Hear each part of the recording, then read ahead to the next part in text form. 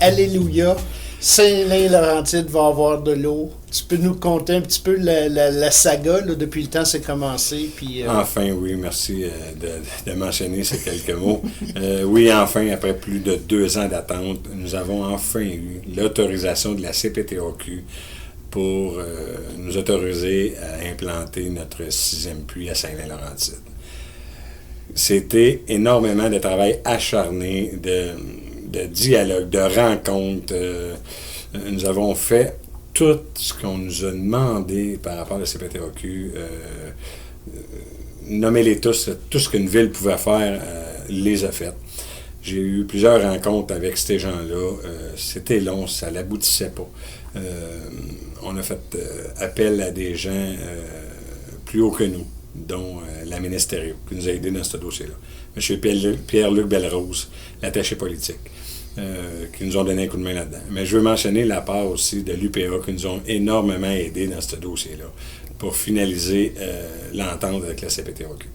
Donc, très heureux de ce dénouement-là. C'est sûr qu'on a laissé beaucoup d'énergie là-dedans. On a mis beaucoup d'énergie aussi là-dedans. Plusieurs intervenants ont mis la main à la pâte pour aider Saint-Lin-Laurentide à avoir cette fameuse autorisation-là. C'est sûr que la lourdeur administrative de cette CPTAQ-là, c'est très difficile là, pour nous, là, les gens du milieu qui veulent faire avancer les choses très rapidement, puis que ça stagne, ça bouge pas à notre goût, et surtout notre population est en otage là-dedans aussi. Il faut se dire les vraies choses. La population, elle est dans les mesures d'urgence depuis plusieurs années.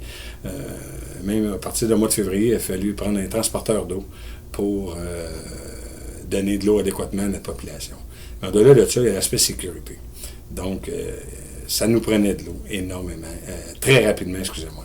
Donc, enfin, les débuts des travaux, c'est dû pour le 17 de août. Donc, très prochain. Dès lundi, ça commence.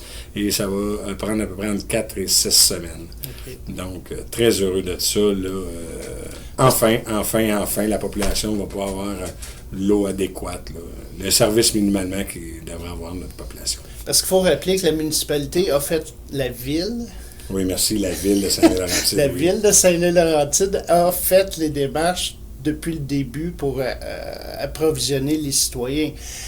Par contre, ce délai-là a fait qu'il y a des citoyens qui manquaient d'eau, là, pratiquement. Là. Mais oui et non. Oui, il manquait d'eau, je veux dire, en fin de pression. On n'a pas beaucoup de pression à Saint-Lin, et c'est vrai. À plusieurs places où il y a du 3 et 4 logements, l'eau au 3e et 4e étage, la pression n'est pas forte, pas du tout. On s'est toujours organisé, Saint-Lin-Laurentide, la ville, à s'assurer de la sécurité des citoyens par rapport à l'alimentation en eau.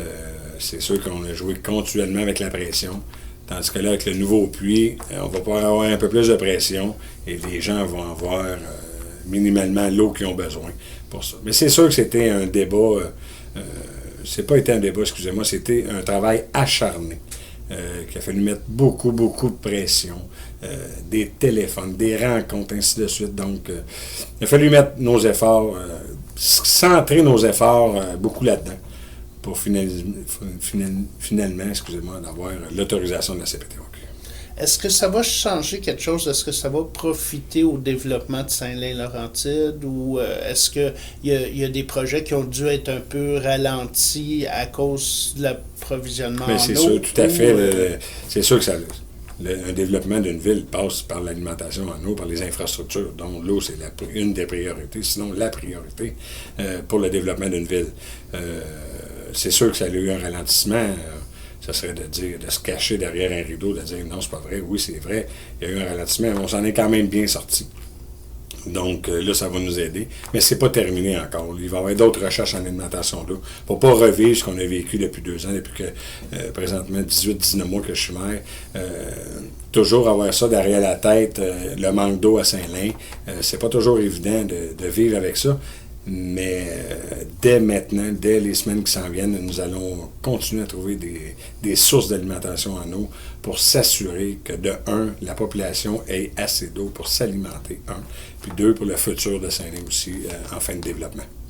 Bien, je suis certain pour les citoyens de Saint-Lin, ils vont être très heureux d'apprendre la nouvelle. Merci beaucoup, M. le maire. Bien, merci beaucoup, et bonjour à vous tous.